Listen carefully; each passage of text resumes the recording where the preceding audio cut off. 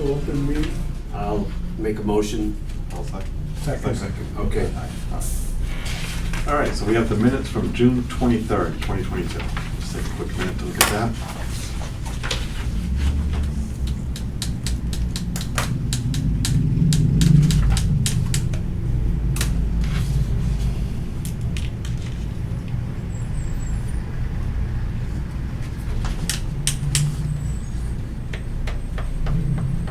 Motion for the minutes. I'll make a motion. Second. All in favor? Aye. Aye. No meeting mail, no appointments. So here we go. FY '22 and FY '23 revenue update.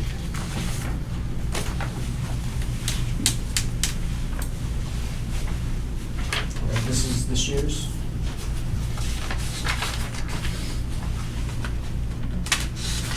Thank you. And then I printed up last year's year end just so that you can kind Me of, too. you can compare it and we'll chat about it. And then this was last year's year end. Two of those.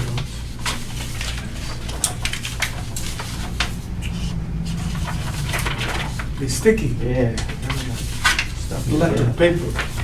This is last year. This is, yes, last year's. That's 2021. Yep. Yes.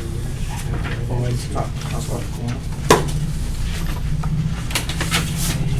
Thank you.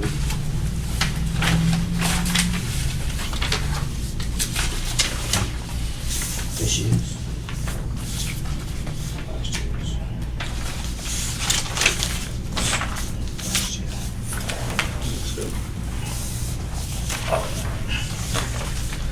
So the, if you look top left corner, FY '22 plan versus actual, that's the current year that we just completed. You look over to June, we had roughly 225.5 forecasted, and we ended up doing 312.5, and for the year end, we ended up doing 1.935, putting us roughly 523,000 above forecast. Now that's a rough number. That doesn't incorporate any of the expenses that we had on the closeout of the budget. We used some of the emergency fund, but then we offset a lot of that with our labor savings. So we're waiting for the accounting department to go through it with a fine-tooth comb and let us know where we fell exactly. And then I gave you the FY '21 just to get a reference point of actually how well we did this year, because I mean last year was really the high water mark. We ended up doing over 2 mil, just over 2 million last year, with roughly just over 600,000 in exceeding the plan. So the combination of the 2 years, we are in a great place financially for us. We're still getting positive comments regarding the course, the layout, and Steve will get into the conditions, but as of last week, it was, you know, we're at the top of the mountain, so that's where we're at. If anybody has any questions, we can go through them. And if you looked, this April beat last April, this May beat last May, this June beat last June, and that is with revenue. The round count is, last year's rounds were a little bit higher than this year's rounds. But you also have to take into consideration, you had everybody who was still out of work, nobody was working. So everybody was playing at all times of the day, all times of the week. Now we've thinned it out, so your weekday play is roughly, again, we're falling back into your traditionally limited income, retired guys, weekdays, vacation people, and then your weekends are you guys that are working for a living and they're coming out to play their round of golf. And then this year also too, you'll see a trade-off in details. I can hand it out to you and we can review it off the record, but you'll see the product mix, the switch from twilights, outings, league rounds, because there's been a shift from COVID to non-COVID seasons. So we're still getting the revenue, it's just in different places as outings come in into full swing and people are back to work. So, How many more rounds, outings we have left? excuse me? How many more outings do we have Oh, left? we're booked solid August, September, and up until the last week of October this year. We have outings on all those weekends, pretty much. If not a full outing, 100 players, 120 players, 144, or what I try to do is, once those days are booked, I take the groups that say, hey, I only got 28, I only got 30. I put those as tee times on other days. So if Saturday's booked with outings, on Sundays I put a group of 28, then Dave will call, say, hey, I got a group of 30, I put them behind that group, and then John will call, hey, I got a group of 15 or 16, I put them, so that day will be all filled with small groups. So that's how we manage it. But those guys will go out as tee times and not as full-fledged, shotguns. So for us it'll run, and for Steve it'll run like a regular tee sheet, but the whole calendar is booked solid. And I've got guys now that are doing outings, and they're like, hey, when can I book for next year? And I'm like, right now. He goes, well, because I don't want to do July next year because it's too hot. I want September. I'm like, well, you're gonna have your outing this week. When you do your outing and pay out, you book for next year and get on the date that you want. So that's how it's going. It's going pretty strong.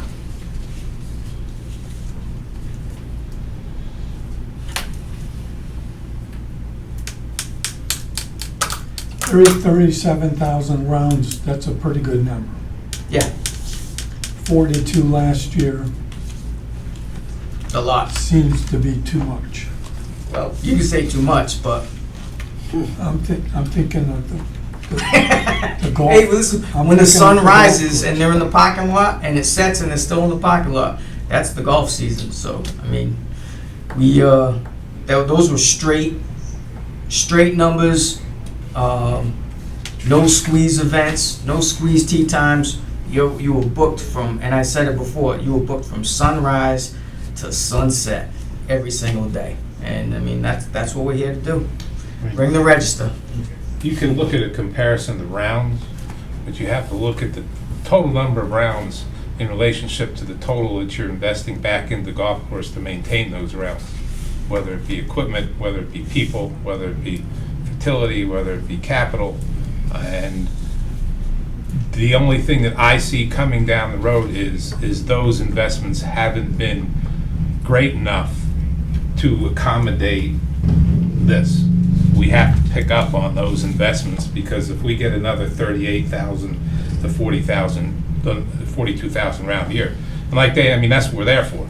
I mean, we're not a private club. Right. We don't make any money until us people come through the front door. Correct. But if we're going to keep those numbers, which it seems like at least we could for at least this coming year anyway, because I think this July has blown last July out of the water, if I'm not mistaken. We're pretty close to it. We're on it. Yep. We got to increase those inputs back in, because there's only so much space, and it just can't support all of that traffic, especially since you haven't had rain since the 13th of June of any measurable amount.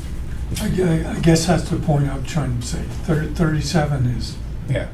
for what we have for budget, that's an awful lot of rounds. Awful lot of If you being of the golf course. you look at the FY21 actual, the other sheet that I gave you, and you see July and August at nearly identical numbers, 304, 305. That is the maximum number of, and you look at the rounds put through, that's a massive amount of bodies going through the place. And I didn't put it on a spreadsheet, but as far as revenue goes right now, we're at, for this July, we're at 275, and last year we were at 242, so we're up roughly 13.5% compared to last year for this month of July. And we got a few days left, so we'll see where that falls. But those are gigantic, huge. That's a lot. There's a lot of work going on. Point blank period. There's a lot of preparation. There's a lot of service taking place and a lot of golf being played, and that's, COVID did us a favor. Everybody got hot on golf, and everybody started playing golf courses, and as you know as golfers, you go to a place and you start talking up, hey, where do you play, what's your favorite spot? Hey, you gotta try Acushnet. The place is awesome, the prices are right, yada, yada, yada, and you know what? We're seeing it now. We've put in all the hard work, we've done all our homework, now we just gotta run our program smart and keep moving forward. And they're coming. Unless we do something very detrimental in making a judgment call and a decision that puts us in a different direction, the bodies are now coming to Acushnet River Valley to play golf. You gotta turn it back on, Steve. I'm just checking it. And that's the name of our game. And us being a blue collar track, your number's gonna be done in volume, because you're not gonna get Cape Cod prices here in Acushnet. It's not gonna happen. You can charge it, but they won't come. And that's kind of part of the reason why they're coming here now, is everybody jacked their rates up, took advantage of inflation, tacked on a few extra dollars, and we stayed conservative, and our parking lot is still full every day. And it's not that way for every golf course, from what I hear from the customers. So, yeah, I mean, you guys have to decide if this is where we want to be. If we want to be somewhere else, we shift the ship in a different direction, steer it where we want to go. But right now, it's working.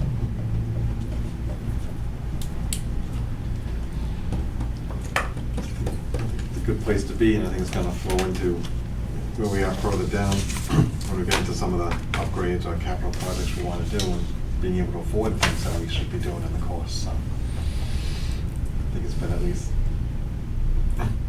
you know, boon to us in being able to put some money into our coffers and then be able to address Right. these things that we Yeah, should be doing. absolutely. Like the bunkers that you want to fill or fix, a practice area possibly. I mean, all those little things that we can do to enhance the product. This is what's going to pay for it. Exactly. All right, any other revenue questions? I don't know. It's great, it's good that we're up to good July so far, it's been hot. Very odd. So then we get our hole number 15, options.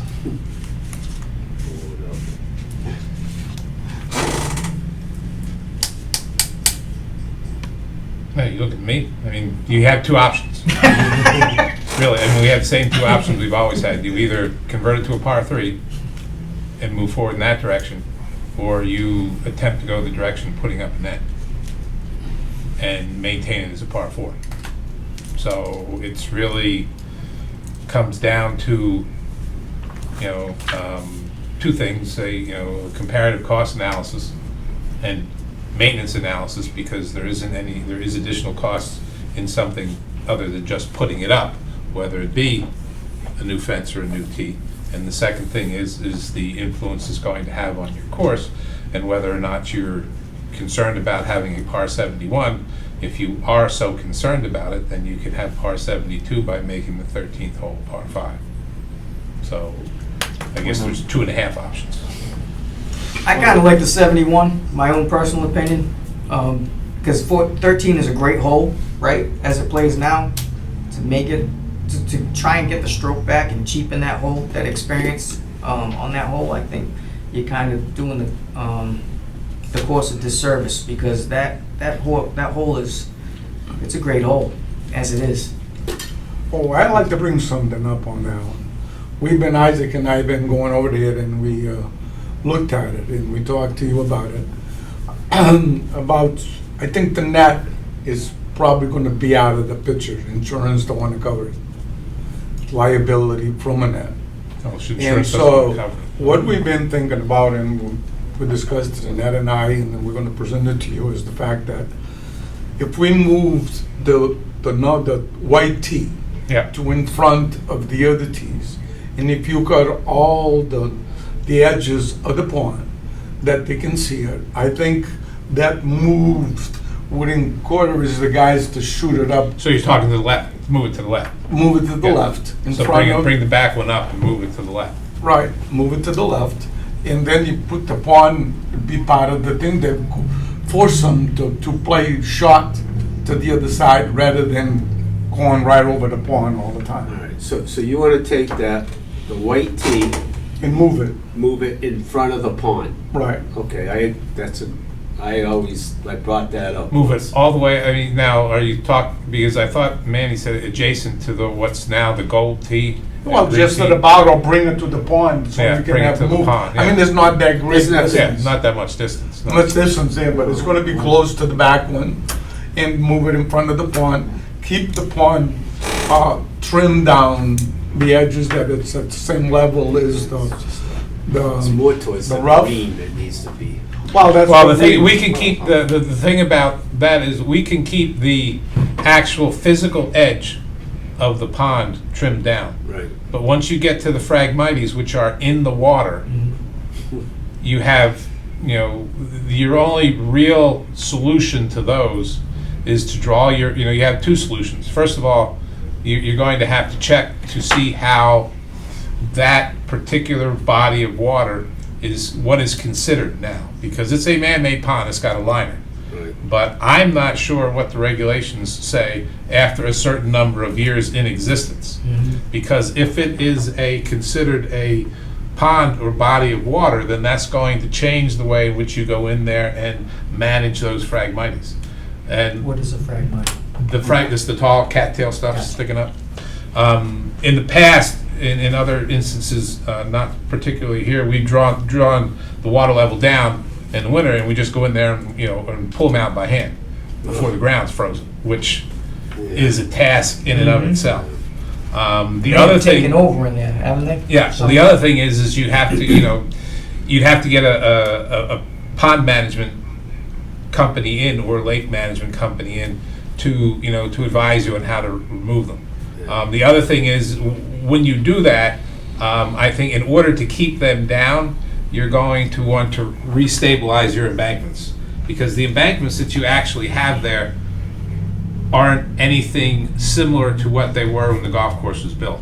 And the reason being is because of wave movement, water level going up and down, different plant species growing in proximity to the edge. Weren't they and so more on. level to the fairway at one time? So Um, see, now they dip. they I don't dip, yeah, think they- there was I don't- that much of a. Well, that's the thing, because there's no formal edge or designed edge to it, Right. then that edge breaks down. So then it's going to start to lower. But what happens is when it lowers like that, and when you draw your water level down, you allow obviously through irrigation and other stuff, you allow seeds and other plant species to get in there. And all of a sudden they start coming up and they come up and they come through, and the detention pond or the pond that we pump into from the well is the one I'm most concerned from the standpoint of filling in, because those things are starting to reach out 5 and 6 feet into the pond, and it inhibits our ability to put more water into that pond. The water still fills up, still goes in transfer pipe, Right, but the still solid goes over to material. the irrigation. But it's by growing and filling in, plant space, roots, stems, and what have you, is taking up water space.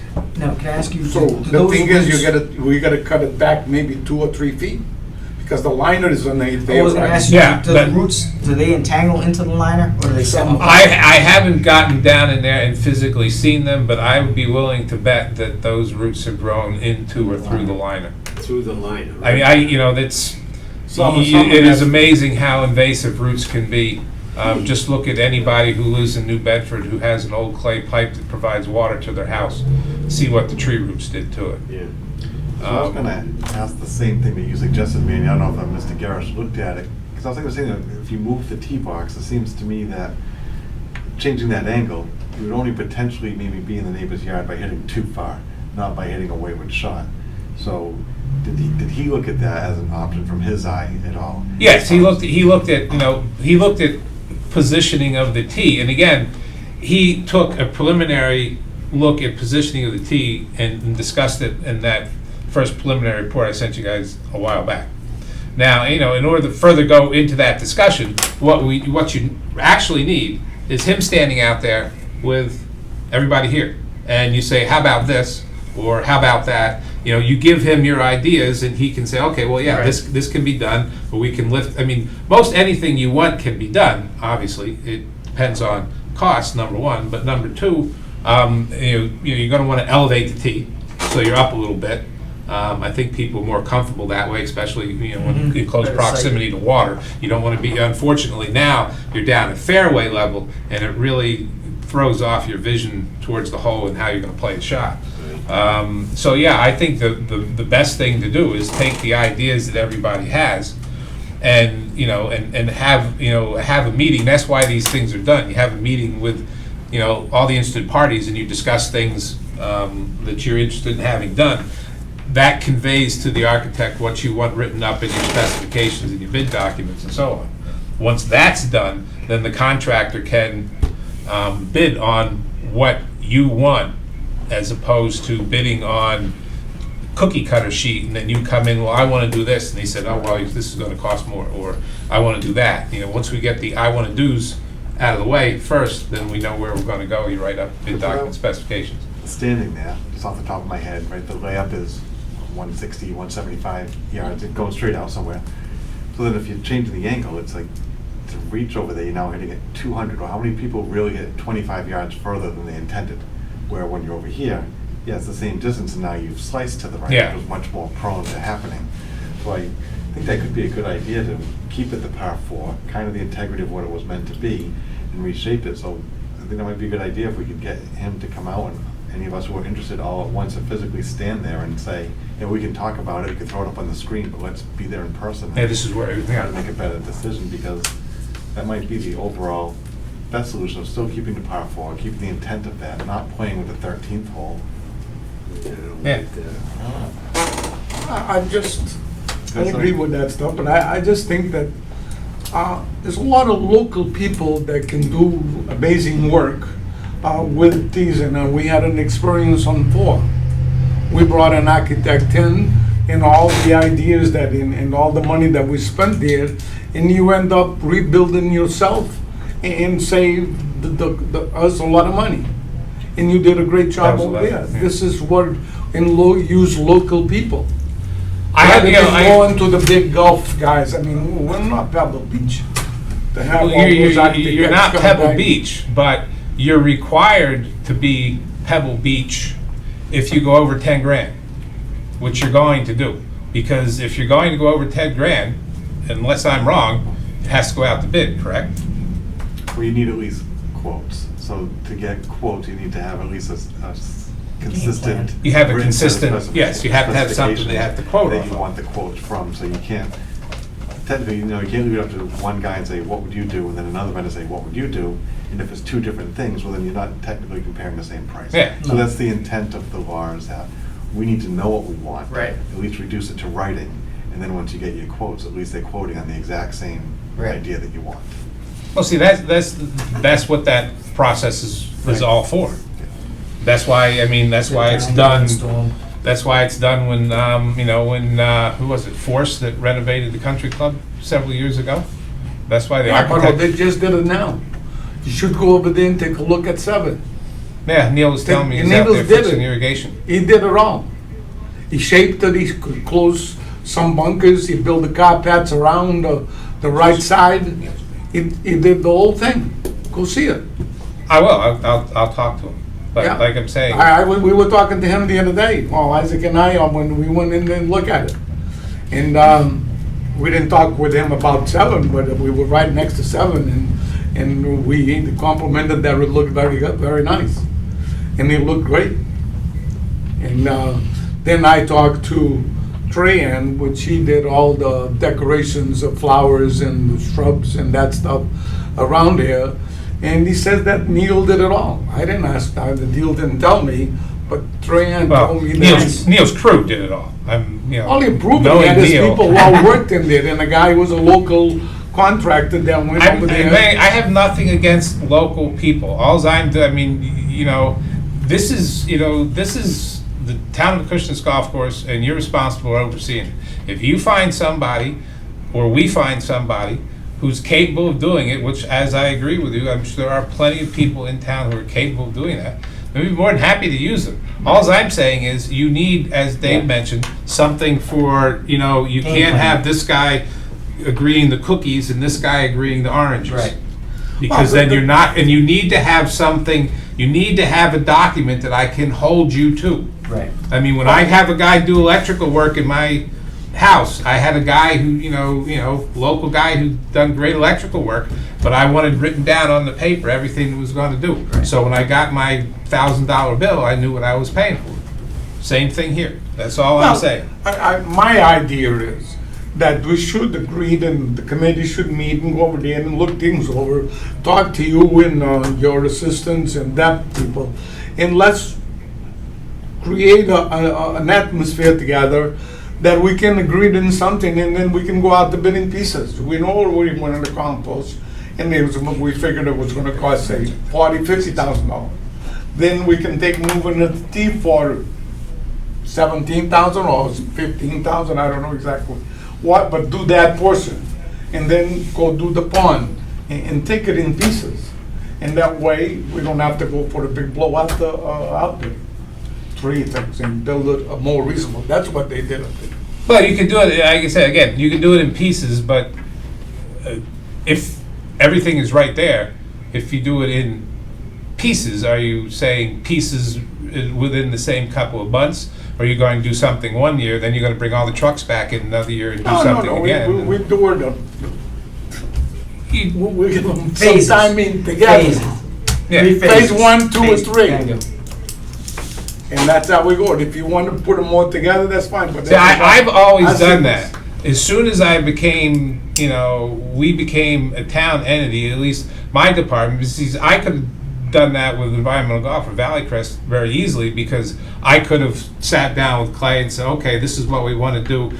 We have the facilities to do this much, let's bring in a couple guys from over here and do this. Because we didn't have to go out to bid, because we were the contractor. In this particular case now, I mean, I tried to do that the first time, and I got my ear chewed out because I can't do it. Because, I was told, well, let me break the project up into phases, and Alan said, no, if it's a single project, then, so, I don't know, you guys tell me how it can be done. All right, we'll have to and we'll do it. investigate it, that's Yeah. all. We have to. I'd rather get it done sooner than later, so the quickest way to get it done is the quickest way to get it done. And present it to them, and have them make the final decision. That's my idea, I don't know about anybody else. I know what Isaac feels more or less. I haven't talked to John about it, or you, but that's what we're thinking, laying it out and go out there and look at it and see what really looks at. Another thing that they told me that we could even do, and Trahan told me that, even they use some of that over there too. They have this form of an apovites that grows up to 30 feet. I have them in my house at 20 feet, but, and that would make a bigger barrier over there. And the tree is growing, you can cut what goes into your yard, but you can't cut on the other guy's yard. Okay, well, I mean, if you want to take the time and money, you could plant Bruce spruces over there that'll grow 65 feet tall. Yeah. And they don't prune themselves from the ground, so the branches will be on the ground forever. But, that might take 25 or 30 years, unless you want to you can do it. Cost You can money. come through that fence and you can get a tree spade in there and you can plant a 60-foot tree if you want to. But a 60-foot tree gonna cost you about 25, 30 grand a piece, so. But you could, like I said, you can do anything you want. All I'm here to do is find out from you what direction you want me to go, or what you want me to do, and move forward. Because, I've tried to introduce the concept of architects. It doesn't seem as though that's a plausible thing right now on all the things that we've done out there. So if we have an experienced local person who we can get in and, cost effectively do what you want, which is specified on that paper. Mm-hmm. Specified to top mix, specified to seed. And the other thing about local person or contractor is, I don't want to be doing any part of his or her work. I don't want them to come and say, okay, well, I'm gonna build the tee, but you put in the irrigation because I don't know how. No, time out. You need to be able to do this from A to Z. You don't do A to Q and then X, Y, and Z. You do the whole thing. You do the shaping, you do the irrigation, you do the cut into the main, you do the wiring, you run the wires back to the box, you do, all that stuff. Why you don't want to, you would work in conjunction with the. Well, I work in conjunction with them, that's fine. You're building Yeah, yourself that's not right out fine, of but I don't want to do any Doesn't part want to do of the that. contracted job for The him. contractor's job for him. Like, I don't want to go out there and say, okay, like when we discussed too, I'm not going to do any, obviously the contractor's going to do the shaping stuff, And I told him, when I talked with, what was the fellow's name? Gary, I said, we'll take care of all the sod. And he said, fine. He Right. said, I'll do all the prep. You do all the sod. No problem. If he needs help with the prep, I'll help him with the prep. Well, that's what we expect, that kind of cooperation from you and Yeah. work together. So we can achieve our project. I mean, I just don't want to go that saying, I'm not gonna touch that piece because he came in, he's gotta have the electrician, he's gotta have the whatever it is. I'm just We gotta saying, work maybe, I together. don't want to, I'd be more than happy to work together. I've done it with all the contractors we've had here in the past. I just don't want to be chasing someone around trying to get a project completed. I want them to be able to come in with with their capabilities, and whatever they need me to help them with, tell me at the beginning, so I'm prepared to help you with it. Don't tell me when it's 3/4 done and you're packing up and leaving and say, oh, by the way, you're gonna do this, this, and this. Just define it in the Yeah, beginning, it's and I'd be understandable. more than happy to help We with plan to anything. have you with us when we're making the final decisions and talking to the guy. That's in our mind too, we know that. We just don't want to hear that you want to divorce yourself. I'm not But that's divorcing the way you myself. said you. No, you wanted I to don't, do what it. I'm saying is, I don't mean, want, when, like I I am- said, when you I'm do not these too good- things, I'm not too good in if English. you want, but I I'll do understood. the whole bloody thing for you. Yeah. If I'm allowed to go out and hire people to do specific things that I can't do. You got Kevin and me, and that's it. I'm not gonna put my 75-year-old guys out there digging and so forth. And the only two equipment operators who can operate that type of equipment are, the digging and that type of equipment are Kevin and I. The only two, the only hoisting licenses on the property. So, yeah, and alls I'm saying, and I don't know why you're not seeing this, is alls I'm saying is I want an organized plan. I don't want And we will have a one. helper That skelter. is the bottom. I want We an your organized plan. cooperation. That's all I'm asking Because if we for. don't have your cooperation, then we're If in I sit trouble. down at the beginning, I get an organized plan, and we know what's needed, I can get stuff in there, might be able to get stuff cheaper, might be able to get some other guys to help me out with a few things, because I've helped them out in the past. We want to do the Alls I best want is a way, plan. with the best way, the most reasonable way for the town, because that's our, Sounds like we're on direction the same anyway. page, we just can't seem to communicate it right here at this current juncture. But I think, So who is needed to put the organized plan together? Well, actually, we all get out there, if that's what you want to do. We come up with the ideas of the things we want to accomplish. Now, the only thing, if you don't feel like bringing in an architect, then the only thing is, how do we get a contractor out there in our little group as well, so we can bounce these things off of them? Is what I'm saying. Because we as a group can go out there and say, okay, this is what we want. We write down what we want, and then we go out and find somebody who can do it, right? That's basically what we're doing. yeah. Yeah, but it's bid, right? Right, that's. Well, I think we can bend the bid part of it in different directions, I think. Well, no, you really can't, Manny. Anytime you spend over 10,000, the state law is very clear, right, that you have to have it written in writing what you expect. No matter it doesn't matter who bids on the job as long as they can do it, right? You're not precluding that part. But the biggest number one step is it has to be in black and white in writing, down to every RFP. last, what you're putting down for seed, what you're putting down for loan, where it is, in writing. Yeah. So that you know that whoever, whether it's, big construction company or the guy down the street with 2 trucks, that they're bidding on the same thing. right. Right, so that has to be the first step no matter what we do, right? And believe me, I've done enough public construction and bids that people look for a reason to nitpick if they don't get the job. So it's worth it to spend a little bit of time and money up front to get exactly what you want in writing. And if you have to pay for it, and you have to pay a couple $1,000s for it, I know that private places don't necessarily have to do that, or they can just have whoever they want do it. But when it comes to public work, you have to. And so then it's worth it to do a little bit up front to ensure that when the guy doesn't get the job, you can point right back to the specifications and say, this is why you didn't get the job, because what you are proposing is not what we asked for. It's just a step of being a municipal entity. We have to do it.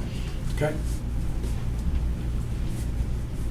You know, it doesn't preclude anybody from bidding on the job, but you have to have your specifications. As well as your set. selection choice, you're still in control of who you choose to do whatever you want.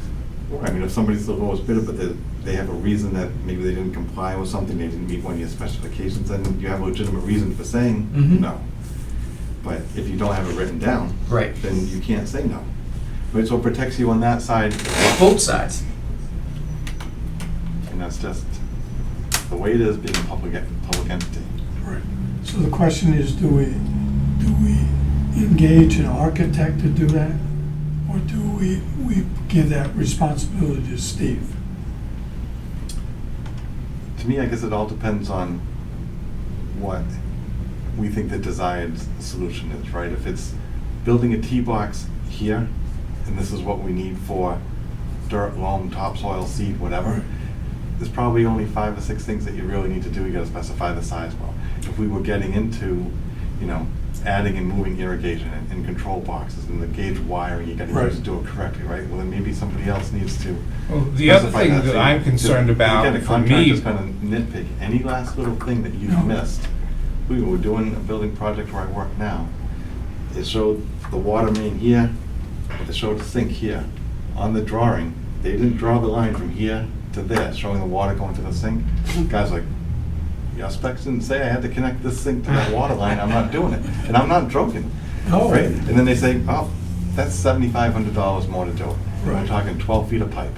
When if you just drawn that line, you probably would have the same price in the beginning. Mhm. But they can nitpick, Work and they have order. every right to, because it's not in your design, and that's the unfortunate reality of municipal public Yeah. bidding. So, So again, we need to decide what we want. Right. And how detailed that needs to be, and if it's fairly basic, you know what, we probably can do it.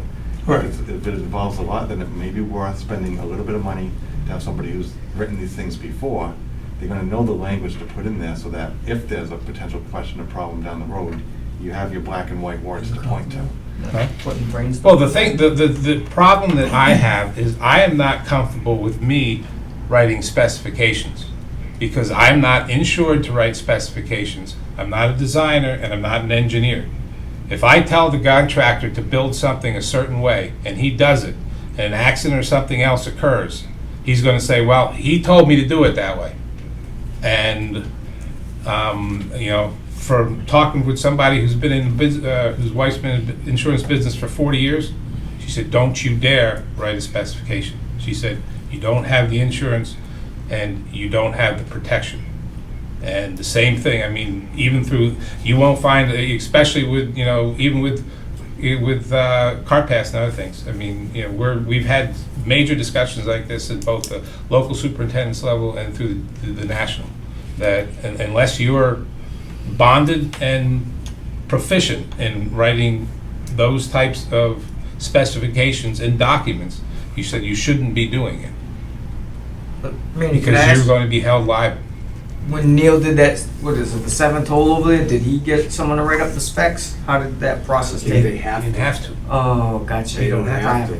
He They can could do just whatever he He wants can to. do whatever he wants, They right? can wing the whole thing. Right, if they know the contractor that they wanna use, and they Right, trust the right, contractor yeah, knows they what he's blend doing, them they up. can just say. And believe me, Neil's been in the business for 40-plus years. His father was in the business. He probably used Dan Tibbetts to help him a little bit. Neil knows plenty of those guys, and I'm sure he had plenty of, I mean, I've worked with the guy before, I know him, he's a good friend, I know exactly what he does and how he did it.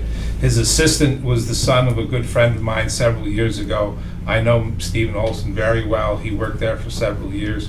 I mean, they're great people, they do good work, they're hardworking people. But like John said, I mean, they have the power to do things their way. If this wasn't a public entity, I would have gotten a hell of a lot more done, because I would have been able to do it without having to follow rule A, B, C, D, E, F, G, and H. Could he be used as a consultant on this, possibly? Ooh, Neil? If you want I don't to pay know. him. It's just, No, that's what I mean. If we pay him, could he act as a consultant, kind of put fill in that Well, I gap that don't we know, have I don't know here. He'll if tell he- you the same thing. I Like do. Steve says, I don't know if he has all the license that is required. Well, he will tell you the same thing. I mean, he'll give you recommendations, but he's not going to write down on paper that I'm telling you to build it this way or do it that way. And as Dave said, that guy didn't draw the line on the map. Mm-hmm. So when the line wasn't drawn on the map, then the guy said, well, you didn't draw a Now, line, I'm not making a connection. I don't know why you're putting a sink over there, but there's no I don't know connection. why, I don't know how we get stuck in the beginning. We didn't specify the amount of dirt we were getting in some of these holes. And we That's had a true, too. consultant, we had everybody, and we didn't go out there Dirt anyway. and what holes? We got Yeah. 9 is one of them. We 9 we and 7. first hired with the guy from New Hampshire there. 9 and 7? Yeah, on the course, how much dirt they got, how much loan. And, Oh, well, it should have been specified. The problem is nobody was watching them. No one had a ruler. Because I- I'm sure the It loom was cap was specified. specified. Yeah. And I'm sure it wasn't a quarter of an inch like they put out there. it was And nothing, I'm they sure were it not wasn't burying spec- stones and they buried a lot of Yeah, stones. it wasn't Renowned. specified they buried stubs in the middle of the fourth hole, fairway either. Fourth. On every Yeah. cut. Nobody's, There's nobody I was had watching. the project manager, we had Yeah, one. they buried stumps there. Every- They didn't Yeah. pull 'em. That's supposed to be good. We get I that, we get forgot that their type names of there. It was documented good. plan, we can have anybody bid on it, like, like Dave said, the guy with 2 trucks, the guy with 15 trucks, the big contractor, the small one. If it's local guy, I mean, Manny, I'm surprised, I buy everything I can local, whether it be from the country hardware store right down the Support road. local commerce. And I use local contractors for electrical work. I use, I mean, geez, the guy who takes care of our electricity at the pump house, he lives across the street from the road that goes down to the pump house. I mean, it's, I think we should plan to have us going over there and look at this stuff, and I think we have, the selectmen had asked us at least that they wanna go and go over there and see things that that we're trying to get done, and probably have their blessing also which way to go. All right, so we still got, like you said, 2.5 options, correct? yeah, well, I think Manny discounted the fence option because of the, what was it, the insurance No wouldn't net. cover it. We're not going So on that route. we're, I think, and it sounds to me as though we pretty much have a consensus that we'd like to move that tee forward and to the left. It's just a question of where we want to put it and how we're going to deal with the pond. Right. Okay. And the edge of the And then pond. we talked to Mr. I got a question, I don't know, now where I don't even know if this happens, I know it don't happen when I hit. Where the blue tees are, you know how far over they are, Yeah, they still have issues from the blue tees into that yard? I don't know, I'm curious. As far as I know, I think that's the question I have. yeah, I had to ask that when we were out there. Is the issue The white tee the only? white tee only? Right. And if it was, if we move the white tee to the blue tee, does that resolve the issue? I don't know, that's a good So question. we kinda I don't know. we got an edict to. You'd have to survey it, turn- try it and check, watch the customers. I mean- Right, so we're in a situation, Watch. we're in a situation where we got a complaint Right. and we resolved it point blank, we're gonna stop doing it. Mhm. Whereas if we have thought about it maybe a little longer and said, maybe it's just the white tees that's the issue. That's, If we I'm move it to curious. the, Yeah, the white to the blue. Blue. Does that resolve the issue? If you want me to, I'll go out there and do that tomorrow morning. I don't So know. I guess that's the question. How many wayward shots would you get from the blue tees? I don't know if that, Well, when Manny and I were out looking at it, Yeah. and it hit me, I said, well, maybe it's all the whites. That's right. Because because I think if They're you, not really the best. if you slice a ball off the, or even go to the black, make the black the blue or whatever, and how much of Plenty of room. a shank Yeah, right. do you need to get there? right, I would probably, It's also pretty big. I don't know. if They- we're trying to resolve it by just playing it as a Yeah. par 4, I would move the whites to where the blues are, Right. and move the blue even with black. Over on the other side. Yeah, So, right, so right. you've got plenty of Right, room, right. and then see if that resolved the Yeah. issue. The only probably issue will be is they're not gonna fly into the yard. They might bounce on occasion.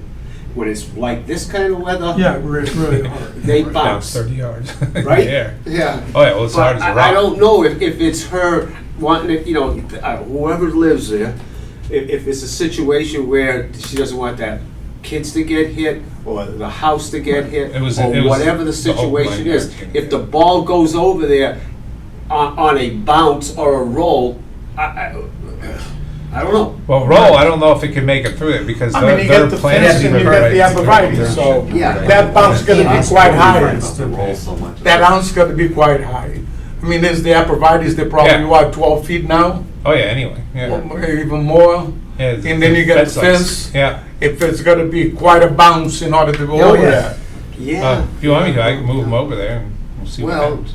yeah, we can, I don't know, I mean, maybe have, maybe have, someone come out, Isaac, or someone else with him that, is a little more, maybe knowledgeable of how people play, or Gary, on how people hit, what's the worst scenario if the guy, how bad is that? How far is it gonna go?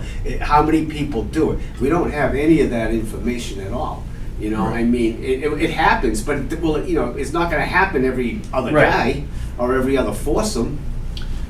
The Yeah, times well, I've I tell you, witnessed it, even if you build a new tee, it could happen once Yeah. or twice anyway. I mean, Oh, it's some gonna guy- happen. Oh, yeah. Yeah, I Even mean, if we somebody's do gonna, that. So- somebody's so gonna if shank a that's- ball, if it's that's just the the case, frequency with which it The happens. option is to turn it into a par 3. Yeah. So right, we if should if maybe once move is the too tees many, and- yeah. it'll definitely Right. happen once. If once it's too many, then you turn it into Yeah, a well, par 3. that is, yeah, you're right. That's the only alternative. And I mean, that's. I don't And know. I think you probably want to bounce that off the selectmen too. If one, is once too many, or is there a number that's acceptable or not I think acceptable? It I might be guess that's a easier. situation where we really haven't had any correspondences Right. back and forth between the resident and There's only that one and and the that was town. it, yeah. There was only one and I think that was it. It's one, just one. Yeah. So maybe we should ask the town administrator about the Well, I correspondence mean, and how we it's a go. lot of, Well, he's the one that told us that there was no question with the net, because the poles, they would fall, they hit the house and that stuff, and that's what insurance will be a big liability. Yeah. And they don't we want we need some more input with this with other people to figure out what, if that's possible, to put that white tee next to the blue, and how that will, what whether will whether it happen. resolved the problem. And we just have to tell that whoever lives there, hey, we're trying this out. If it doesn't work, then we're gonna go to And a, that's the correspondence. right, there's between the nothing, town that's and- right, and there's the nothing there, Ed. Right. Is there a correspondent there at all? Or Uh, it started well, and now is it all Yeah, no, over? it's, when we sat down with the selectmen and the, and town admin, Former selectman and town administrator. we had actually inquired about making correspondence with him, and he said absolutely not. Now, where it's at, you don't contact them at all. And the I'm gist like, of "All right." the gist of the situation was, we got this letter, we haven't responded yet, this is what you're going to do Right, now. done, go do it. End Done. conversation. Like, right now. So, okay. So that's what we did. So that's what we did. So what do we do? I mean, it just, I think maybe do we go out there as a group, obviously you're gonna post it if we're all together, but just physically stand by the pond, look at what you're saying, see if as a consensus, we say, does this make sense? Yeah, we could to tell. try, why don't we, that might be a good first starting Exactly. point, right? Because I think if we, Everybody grab a in 7 an iron. ideal world, we'd like to keep it at a par 4, presumably, right? So why don't we pick a time when we can go out there, just all together, physically see in front of our faces, say, is this what we want, and let's just move forward. We from should there. also set that up to, Like they said, whether one of the guys to that have works the there tee or boxes Isaac set up with so you us. can see what's going on, as well as maybe even take some shots, see how it plays out, and then you can make a better assessment of what you think the reality will be if that's, the way, the Well, direction we go. what about another? Hopefully get the ball on demand. we Have Isaac talking come now- with us and say, this Yes. is Why, what's happening, why that's don't what's we happening. move the white tees to the thing and make that a par for it, and let the people try it that way. No problem. I'll See do it if we have tomorrow any morning. problem. But I think there should be some observation so you guys can make a better assessment. Yeah. I wouldn't do it and not watch it. I would do it so that you could actually see what's transpiring, so that I you mean, can make an I would have educated to, decision. really have to put out there that because of the situation that we were told this is the way it's gonna be, I think we have to do some test out there before we go back to a par four. And if it's capable of going back, like Ed or I said, you know, great, if that's a possibility. But I think we need some input from golfers, you know, and not go into a situation where, you know, the selectmen or whatever said, no, this is the way we told you guys we wanted it. But we're gonna like go in and do a few test runs to see if we can keep it the way it is. We're just taking that white tee and pushing it near the blue. Because we haven't tried that yet. I can't see it won't hurt. If it doesn't work, it doesn't work. Right. But at least we tried it. I am all for it to move it to the top back and to the top and let it try it. But I mean, we can't be there 8 hours a day Yeah, and watch it, watch yeah. that thing. I mean, No, I don't you- get paid enough money to do that. Can we get a drone? Well, you know, maybe for, you know, one day we just put a ranger out there and just have them monitor the hole. You know what you could do, which and they've done this on other golf course. They've done it on golf courses for shade. They've done it for cart traffic and stuff. They put a camera up there, and Yeah. they do time lapse photography. You know, you can mount the camera up in the tree behind the tee. I'd have to talk to actually Stephen Olson. Probably know where he could do something like that. They did it up at Dedham Country and Polo when they were doing the redesign work, to see what, you know, to show how the redesign was coming along, but also to show how the shape of the tee, the hole was changing, so then where you were going to hit. Yeah, like I said, you put a guy, a ranger for one day, get him going, and have him there with a, you know, have him time the foursomes and see that if there's an issue, guy went into the lot, guy this, and just so we can get a Log it. Yeah, You could put them. You could put I them out mean, you could there. even do that for a few days. You could put them out I there mean, it's tomorrow. not We that have expensive to 1 do in that. 10 tee No, times so, at 7 I mean, o'clock off you of can 1 in grab 10, and we have a plan somebody to- tomorrow afternoon. What about your starter? Can we use him? You use a ranger. Or the ranger, and they'll keep a log of every foursome that goes through, and you pay them by the, Wow. like we pay them. That's all, just let him sit out there and, all right, you're gonna, I mean, first off, he doesn't have to, you know, I mean, if it's on a weekday. And he doesn't have to be out there at 8 o'clock. I mean, there's not going to be nobody there. So you get him there till 10 from o'clock. 11 o'clock, Yeah. right? And actually, you could give them a copy of the Tee sheet. the tee sheet that shows when people, you know, because then when the Yeah, foursome then he comes can up, figure out. okay, That- you're so that's, and so. you know, just to get an idea of, you know, how many. So when is your, Yeah. when is your first Yeah, tee just at been what- 2 blocks. That's it, that's all you need.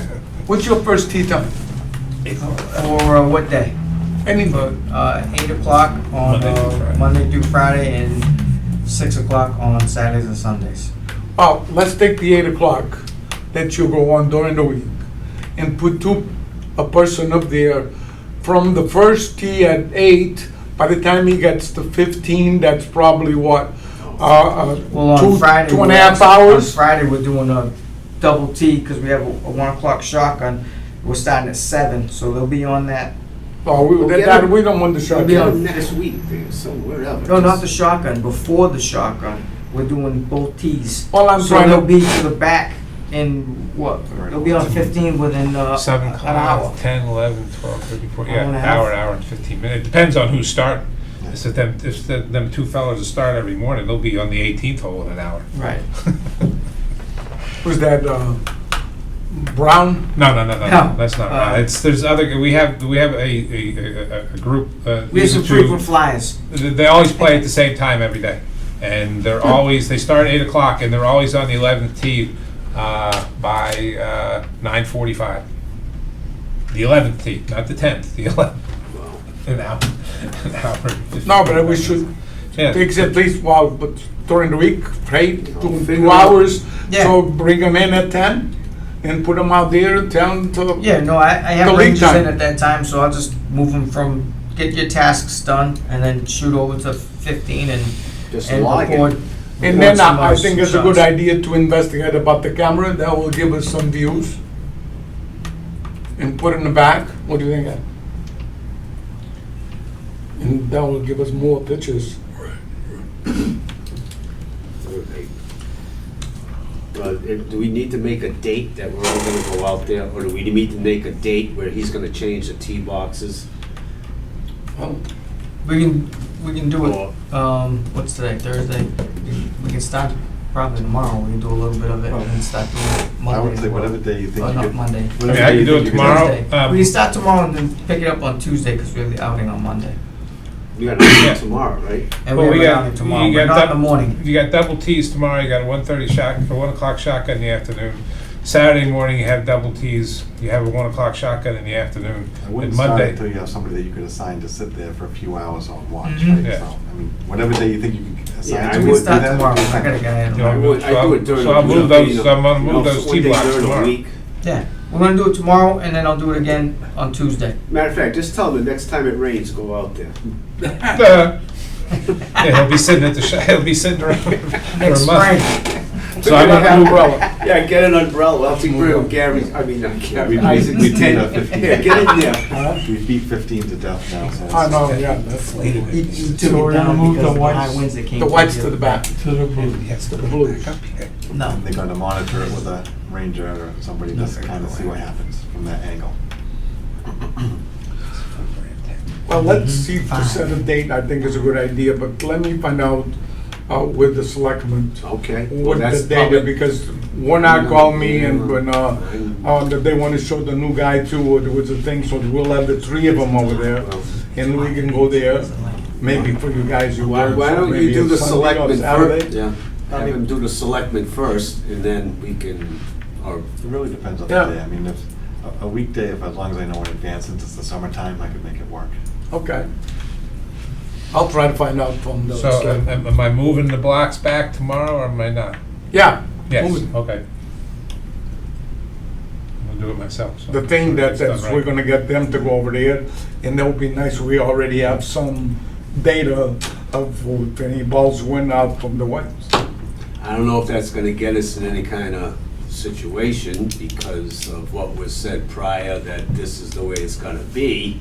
Listen, we'll I set up, don't know that we'll set up a that's number, if you see, 10, Yeah, if the take guy- the block, take the boxes down, put them back in the fairway, and we'll revisit this. You know Yeah, what I if he mean? sits If up it's there and going he right, counts 10, 15 guys going over that. Right, then just tell them to pick up the Forget it. box. Pick it up, done. Projects is over, Yeah. Right, survey's test is over. over. We gotta try something, you know what I mean? Yeah. And that's, Right. I think, the most logical way, at least to start. I think that shows that we're trying to Yeah, look at both sides, preserve the course and respect the neighbor at the same time, so. okay. I'm all for Good it. share that. All right, hole number 2 bunker. Jesus. Well, a little bit about the number 2 bunker, I guess, we talked that before, there'll be sometime in the fall that we're gonna do it, and, we have a local individual that I'm waiting for him to give us, what it's gonna cost. Yeah, we to talked do that, about and the, Steve we already talked about talked the to him. side, the far one up that I think we had the consensus we wanted to fill in. To the end Then of we the talked foot- about, yeah, we talked about all the bunkers there. So the one on the left is gonna, near the cart path will be filled in. One on the left, yeah, well, we want to do, Fill 2 and fix 1. We wanna- yeah. There's three on the left. Right, The there's, front them one in- and the back one are filled in, okay, and the center one is reshaped. yeah, okay. and then we're Over gonna, the upper a little Okay. bit. and then hopefully once that's concluded, we can get Dan to help us out with paving that portion of the cart path that's all Okay. beat up there by the green. And we receive an estimated quote of $7,500. So then we can just check around and see if that's a reasonable price. And, It's under 10. Exactly. right, Well, I So mean, we'll it's be- just like, It's you know, only it reasonable, includes but fill it doesn't material, require sand, any other Right, steps. right. sand to So- spec, you don't wanna put sand in there that's We different from your already- existing we sand. already No, had but a you quote. get sand. Reed Sand and Gravel, 12, In so- Yes, Middleborough? it's two, yeah. Carver. Carver, okay. Our sand comes from the Carver plant. Oh, okay. All right. It's their bunker sand is what we use. I think it's 1.5 mil, 1.52 mil. Just say you want to get the same bunker sand so the Well, consistency yeah, of you clay. want is to match built. everything with, yeah.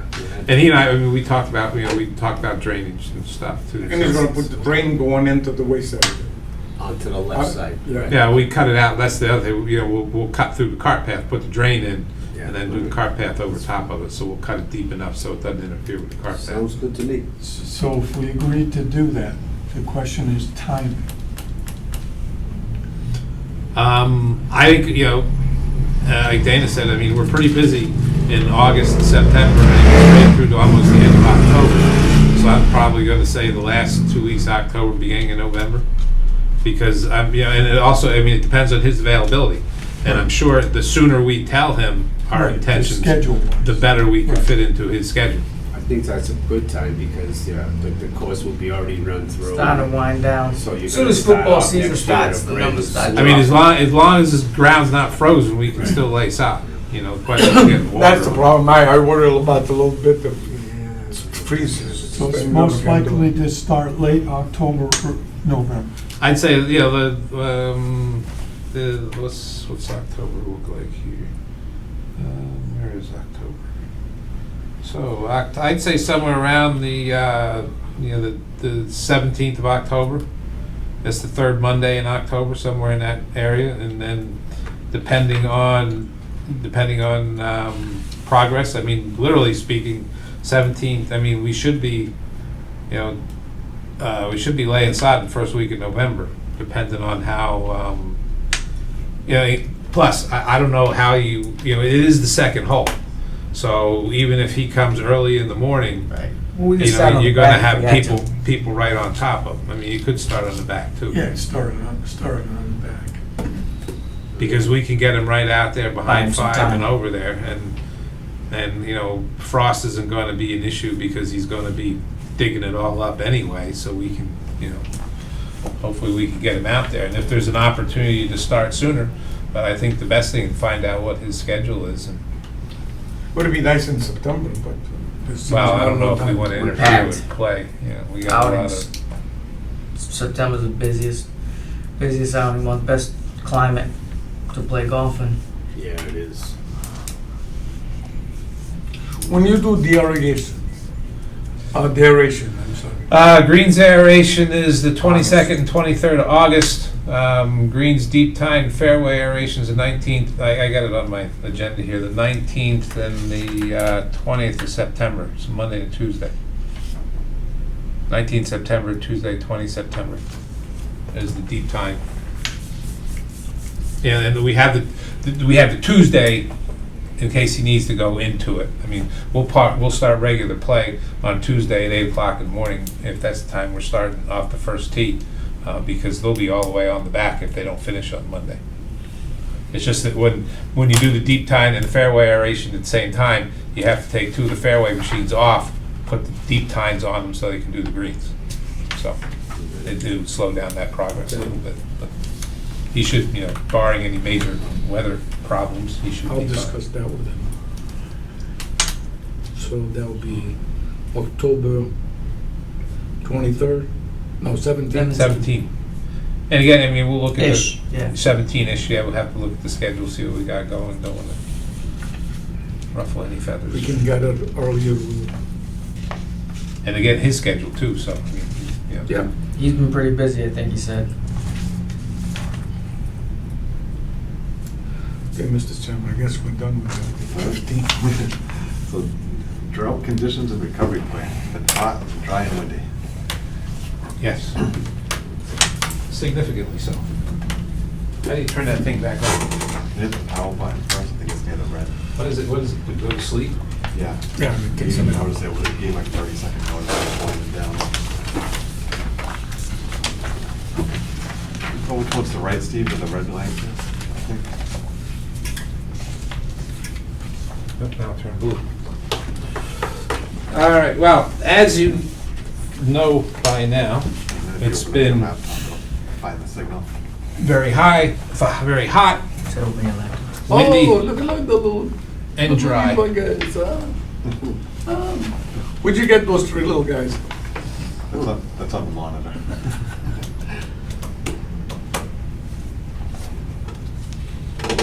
Come on, stop going in and out. I can't. Lower the lights so we can see well. What hole's that? Yeah, that's a needle. It's I like that 15 hook. when we're You done. hit off of that clip. That's Oh, a is needle. it? What's the name of Oh, that now new it- program on television there? The end of the world, or the ends of the world, or the. This thing corrupted my They have it on screen. channel. Something like, yeah. I'm on CNN. Oh, do they? Oh, yeah. Pondoria, Pondoria, something like that. Hey, Nick, this thing corrupted my screen, so I can't get into where I want to go. Okay, how am I gonna find that? Where is it? We'll go there first.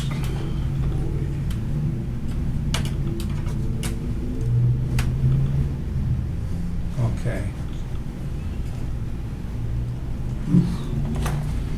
That's what we're looking at on the 4th fairway. And these, just to Not mention, bad. these were early. This was early June, or excuse me, early July. You want to, you look at that picture from the 4th fairway, and then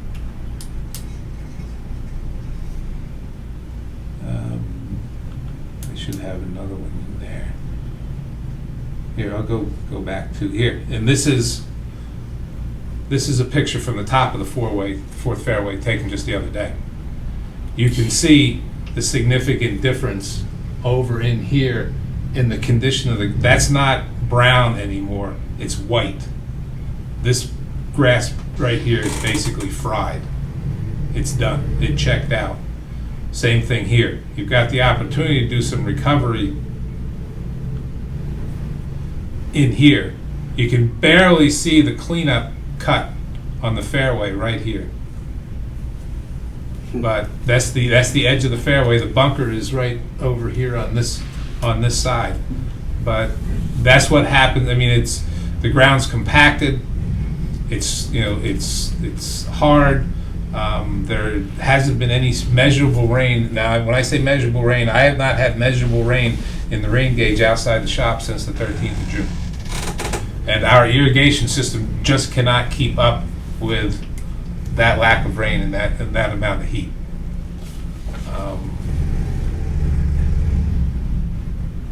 Let me see if I can find, where's the 5th fairway? That's the 2nd fairway. The problem that you see on this fairway is all this turf up here is in good shape, even with the heat. Now, recently we've had some more problems up at the top end, right up in here where it's starting to dry out, and a little bit over here you can see it starting. But the problem right here is this is where everybody comes onto that fairway with a cart. And they say, well, why don't you rope it off? Okay, well then what happens is then they'll go up here, and everybody will go off of this part. As soon as they come off the cart path, boom, they go over that way. So keep it isolated and leave it there. Right now, Yeah. we just fix that. This is the spot. 14th fairway. This is where the cart traffic goes through. Even though the sign says cart, go over that way, you can see all the cart tracks going right past the sign, right down They must all that be way. handicap flags.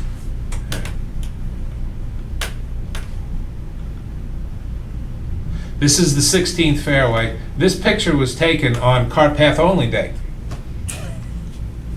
And as you can see, That's over there, right? no one is paying attention to the cart path only when they get out and they get away.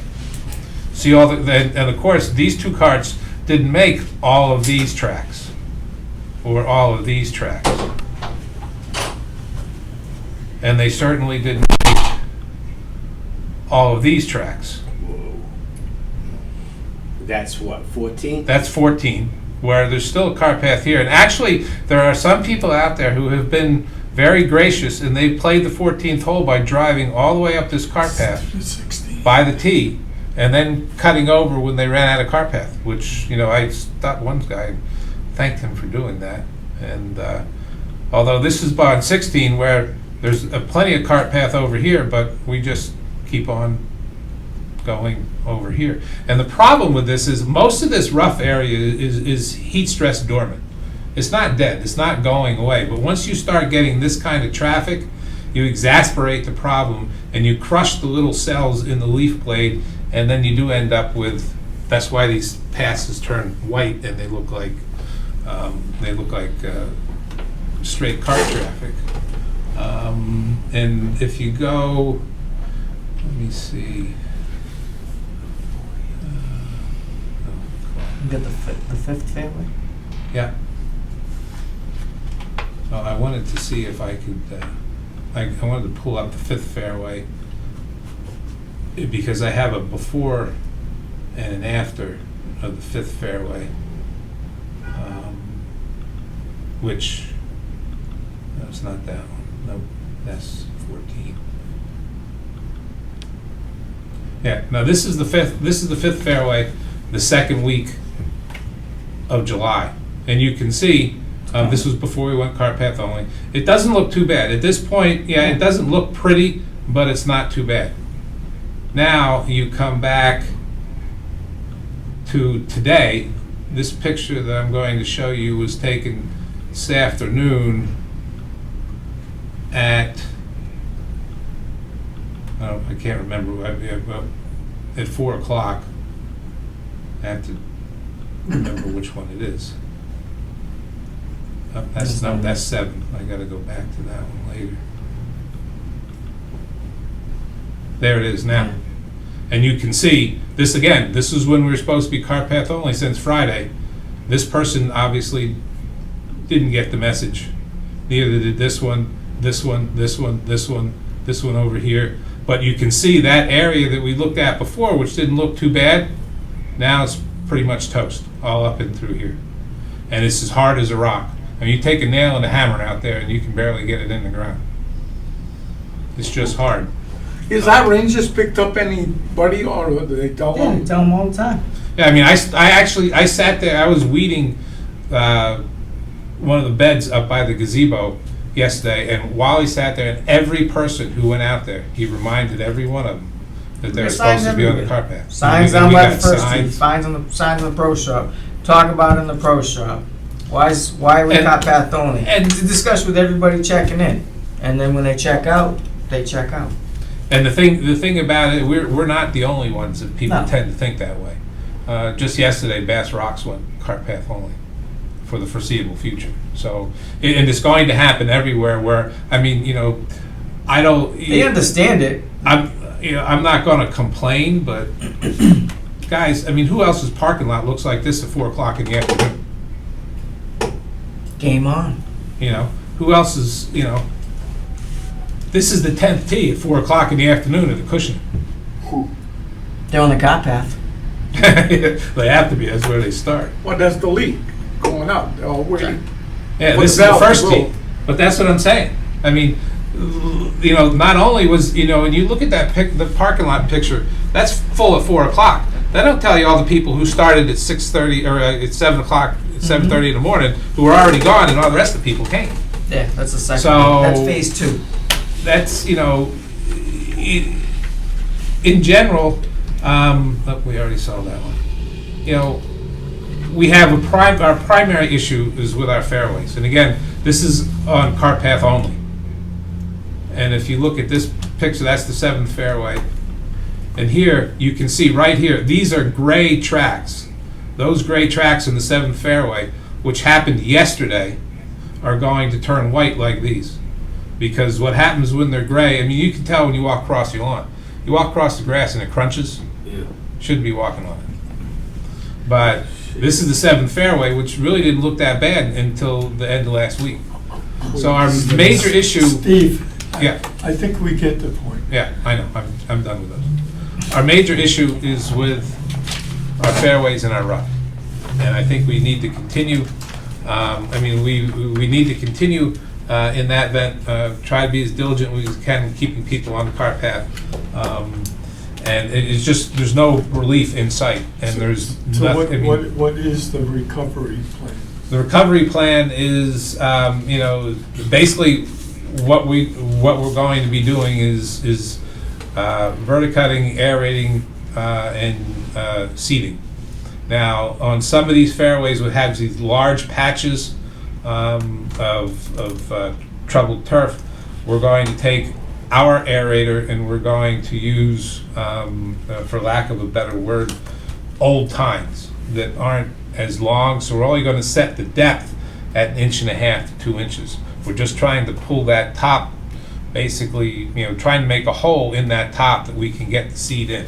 We have nothing to seed with our fairways with. We don't have a slice seeder. We have a seeder and seed box that we use for the rough, which I'm going to try to use on the fairways, but it's kind of aggressive.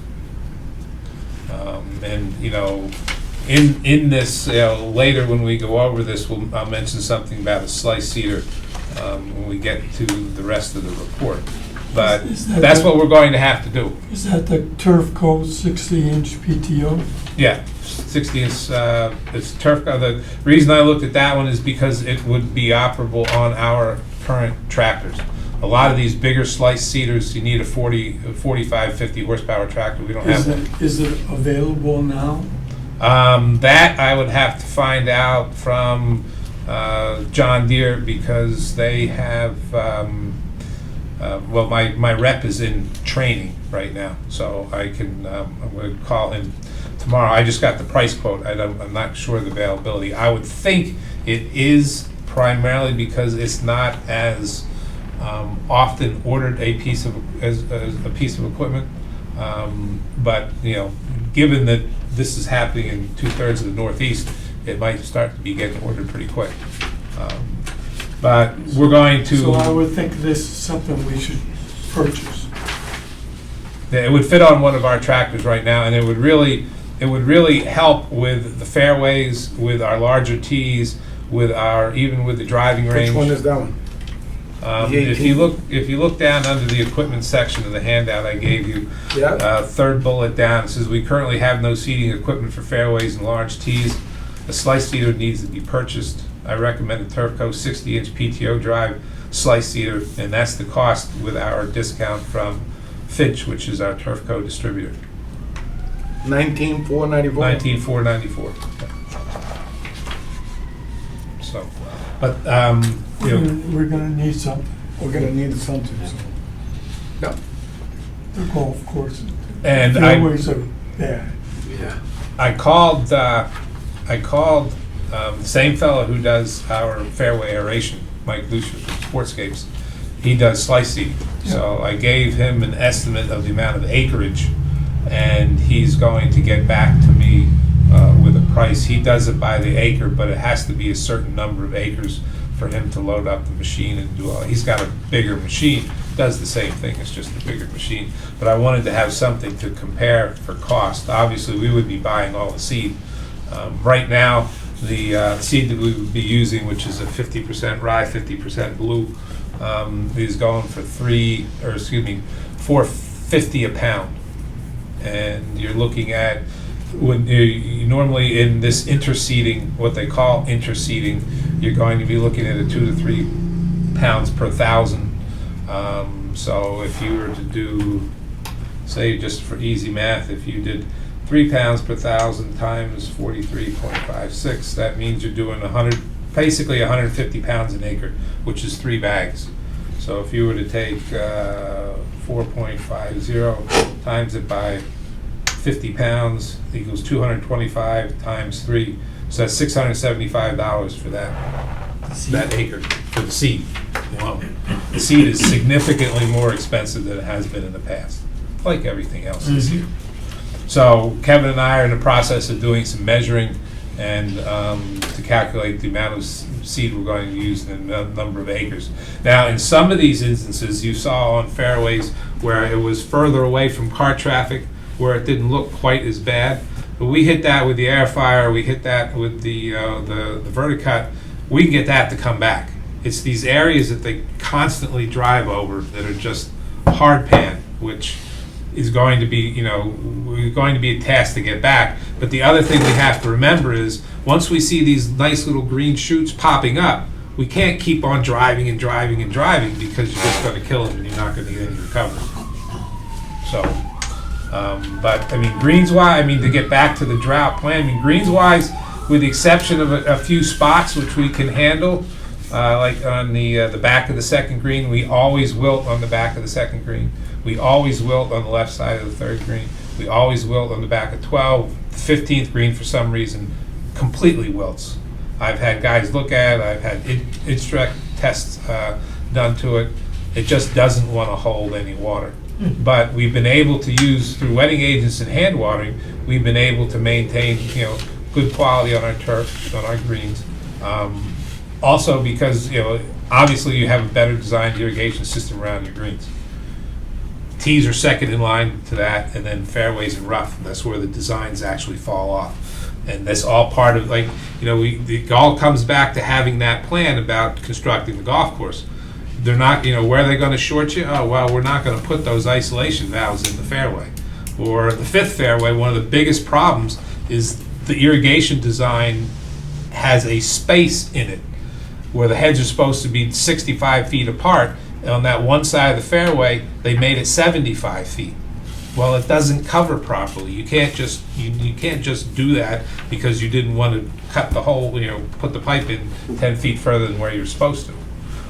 So we're going to have, the only thing we can do, besides moving 5 or 6 heads, because all the heads are in conjunction with that, is we've nozzled up that one head to give it a nozzle that throws further. But then, to see if we can resolve that way. Because we'd have to move like 7 or 8 heads to get the proper spacing going down because they messed up that one. But again, if we could get something that resembled rain, we could start the process. But the process is opening things up so the water can get in and it can breathe, and then to get to have an environment which we can seed into. Tee wise, I mean, tees are easier for us to handle as far as getting recovery in them. I mean, my biggest it's not so much a concern as the 11th tee for some reason just checks out every year. I mean, the irrigation spacing is fine. The sprinkler heads work. They should not be that way, but it checks out every year. And even with the wetting agent, I mean, you can see how you look at the tees on the other holes, how they respond to the wetting agent. That one didn't even respond. So we're going to be aggressive with that one. We're going to slice seed or verticut that in 2 directions. Seed it in 2 directions, pound it with fertilizer and the water, and get it to come back. We're going to get it to come back to blue and rye.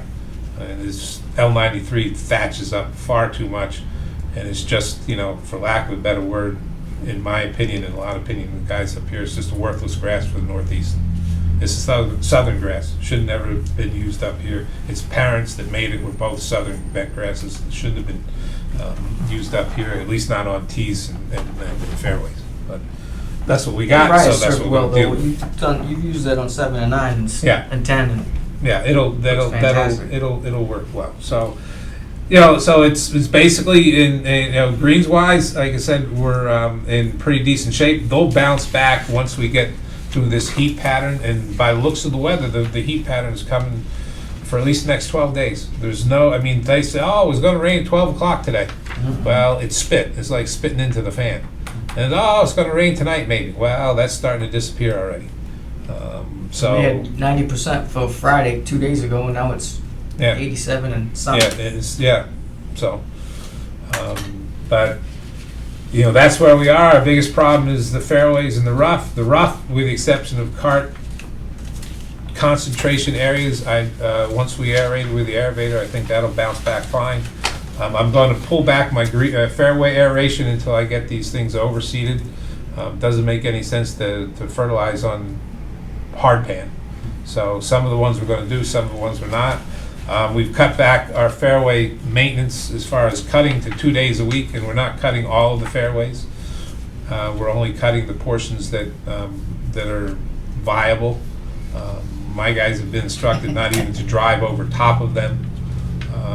So it's, in some instances, there's only a few fairways that you're actually cutting the whole thing. I think 10 is probably one of them, except for the bottom right-hand side.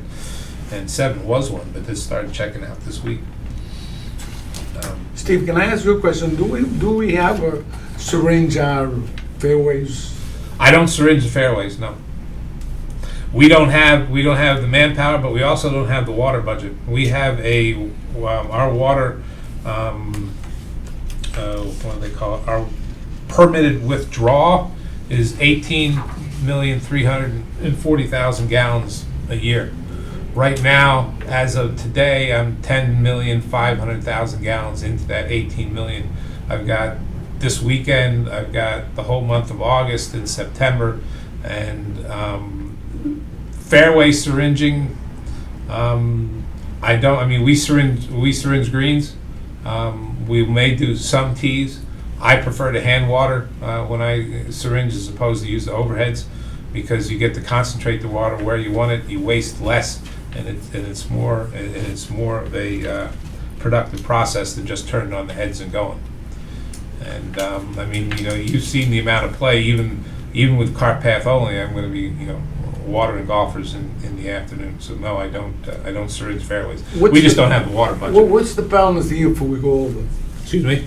What's the penalty if we go over the 10 million? 18 million? That depends. I mean, some years I've gone over a little bit, and basically, because I got to fill out the water use report every year, and there, but when I'm talking a little bit, I mean like maybe 500,000 gallons. But at this rate, I'd be clipping in at 4 or 5 million gallons over. And I don't really know what the penalty is, but for that volume. But given the current state of drought, which they elevated us to critical drought on the 21st to level 3, I'm not going to test the waters with the state and have them tell me to stop. How do they pumping set altogether. your number as opposed to another golf course? The number's set by the number of days of operation and the number of acres of irrigated turf. There's all in a formula in the water use permit. I've always gone off the initial permit. I've changed it a little bit because our opening and closing dates have changed somewhat, because every year when you fill out the water withdrawal report, you have to report what your watering, the number of, you have to report your watering season basically, and then you have to once you figure that out, then you figure out what they call your daily maximum amount. You have to show them the day that you irrigated the most, and then you have to have, then you have to go through each month. I do, every time I irrigate, I take a reading from the pump house. When we do our irrigation cycle, full cycle on the golf course runs between 288 290,000 gallons at a full cycle. That goes from around 10 o'clock at night till 4:30 in the morning. So you've only gone over 2 cycles on those bad years. Yeah, a couple of cycles. That's nothing. Yeah, and at this point, Every golf course is restricted in the water use. every golf course in the Private state of law Massachusetts has a or water use municipal. permit. Yes. And a lot of it, golf courses will differ. A lot of it has to do with your construction materials and what's underneath the ground, and in certain circumstances here, we got a lot of gravelly soil. Look how close the gravel is to the surface on 16th. So this is one of those instances that works against us, right? Yeah. As we say, we're not muddy, we're not slushy, and We drain this pretty situation good. exceptionally. But when This is not a good thing right now. when there's what happens is that soil heats up. And normally, if you have a normal evening, when your evening temperatures get to below 70 degrees, then you're allowed to, some of that heat can escape. But when the soil is bound up by compaction and is tighter than that, and your nighttime temperature stays 70 degrees, I sprayed for Pythium on my greens twice already for preventative. You get 3 days that nighttime temperature, 70 degrees, and humidity. The door is wide open. The only saving grace is we've been able to hold a little bit back on some of the fungicides because it's been dry. But now with the humidity coming back, that's going to be up on the stage. But yes, everybody has a water withdrawal permit. Even towns have a water withdrawal permit. Cranberry bogs, golf courses, and so on. And you're regulated by that water withdrawal permit. based on the number of acreage and how they figured that out at the time of applying for the permit. So Ed, you had mentioned, the need for addressing the fairways, potentially that, what was it, do we want Steve to at least see if the equipment's available? Most definitely. Yes. So see if I can find out from the supplier that, if we could, do they even have it available to purchase? Or is it something that's a year out, like somebody here on the page? Now, the other option, which I haven't checked into, and, I don't want to, there's a gentleman down on the Cape. Yeah, I don't want to get into the big, long story. The guy is a CPA, and he thought he was going to make a little money on the side, so he bought a tractor and an overseeder.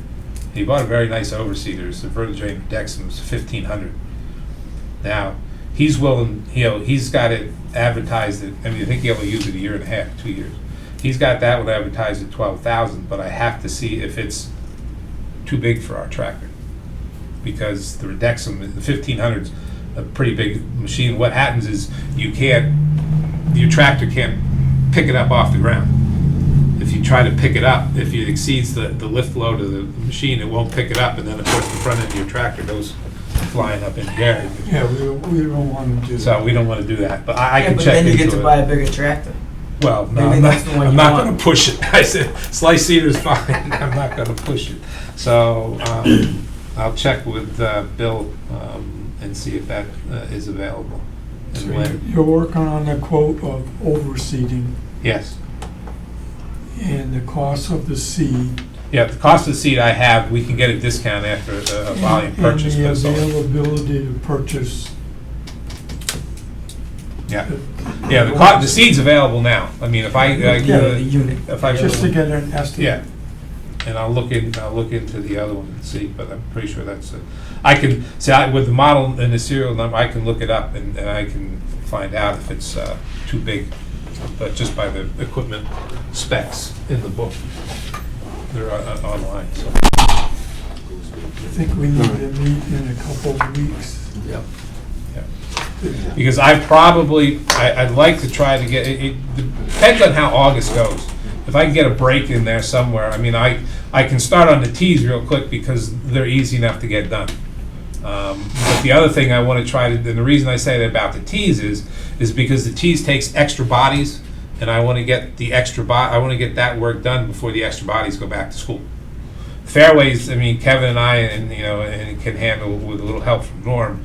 And some of the other work on the fairways, some of the other guys can do because it's basically dragging, blowing, sweeping, and whatnot. So they can do that because it's all equipment operations. So we get the tees out of the way, get them filling back in and growing, and then, which I'm pretty confident they're gonna do without too much of a problem.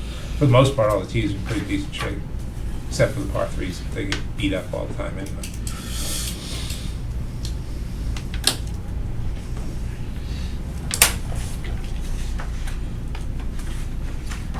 You ready to move on? Or should we, 6 o'clock? Yeah, had enough?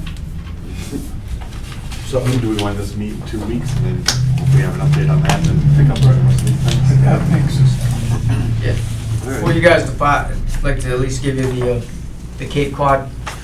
Oh, I read that. Yeah, we were featured in Cape Cod Times about a week ago. Do you have the actual paper? I do it. Oh, because I saved one for you from work. Right, yeah, I'm gonna see if I can use Steve's laminator and get that up I'll on the bring you wall. another copy. So he came down and had asked a few questions regarding the golf course, and he said he was interested in playing it, featuring us in this article. So I welcome him to come down. We had a chat. He had tons of questions, and just so you know, nothing that is nothing that is published here. These are all his opinions and editorial, his creative writing, because I wouldn't have recommended your best par 4 or anything. So this is all his interpretation of his play, as well as all of his comments regarding any type of facility or anything else. So he just went, played the course with his photographer, featured us as the first week installment on Cape Cod Times. I mean, and to get this with a set of Acushnet, has a unique design. So it was a great spread. for that type of ink, and that newspaper will cost you a pretty penny, and I think we're gonna see a significant, influx of rounds from Cape Cod, as those guys are always in search of a good deal, because it's not cheap on Cape Cod to play golf. So it's a great piece. Next You meeting. know, my sister gets this newspaper, she mentioned it to me, so she's gonna put aside for us if you want an extra copy. Awesome, yeah. Next meeting. I mean, 2 weeks, August 2 weeks, 11th. August 11th. Oh, wait a minute. What is that, a Thursday? To me, it doesn't have to be, We can have it another day. right, I mean. I in think the I'm not summertime, here, I'm more 10th, flexible. 11th, and 12th, what's that? 10, 11, and 12 is. Wednesday, Thursday, Friday. Right. Yeah, no, I'm in Vermont. I think that's the date. Want to meet on a Tuesday? Yeah, I can do any day. That's fine. No, I'm, you know, we Yeah, Tuesday the 9th, that's fine with me too. August 9th? Yeah, Yeah, yeah. Tuesday, Can August we meet 9th early? meeting. yeah, I'll make that work. When's that? Same time here? Tuesday, What August about 9th. 4 o'clock? Yeah, that's great. I can't do 4. Oh. I'm checking in the leagues, and Tuesdays, it's just me. Isaac's off on Tuesdays. So, I mean, I can do I'm off on Monday the 8th. What about 4:30. I Monday? can do the 4:30, I just can't do the 4 I o'clock. got a league Monday. Well, I'm in a league Hey, Monday. I get here at 4 o'clock every We're morning. leaving I on gotta Monday. go home. No, I got a occasionally. league. Oh, Or Playing, 4 a.m. I can do. Rivers it. It's I got a league on Yeah, I said, why don't we do 4 a.m.? I play at the country club Tuesday night. Wednesday. Oh, is it? Oh, wait a minute. I You're can't away do that. Wednesday. Yeah. But you said 4:30? Yeah, I can do 4:30, I just can't do 4:30 4, I on- gotta 4:30 on bill them Tuesday. out. That's 4:30? the time I start, Oh, okay. All right. 4 or 5 o'clock. Start. All right. Oh, you can't make the 9th. Well, I can't, no, I can't. Oh, jeez. It was the week after, 7, 18th. The 12th, yeah, so it starts with Monday the 15th. You're talking August? Yeah. Yeah, you have the 8th, 15th, 22nd, 29th is Mondays. August 9, 2, 9, 16, 23, 30, Tuesdays. If you want to- 4, 11, 18, 25 on Wednesdays, Thursdays. I can make Mondays or Wednesdays, but not Tuesdays. So if we go to the next week, we want to just keep it on Thursday, then the 18th? Fine. August 18th? Sure. 4:30. Here. Yep. All right. All right. I'd say too, in the interim, Steve, if you get information about the equipment and stuff like that, just email it to us so we know. Oh, so we're I'm not- gonna call him when I get out of here. Okay. He's probably sitting there having a steak dinner on somebody anyways. He went to train, I said, what are you doing training? He said, you don't have any equipment to sell until next year. Oh, we gotta do a, Right, so we have a motion to adjourn. So Meeting made it. I'll second. All in favor? Aye. Good night, thank you.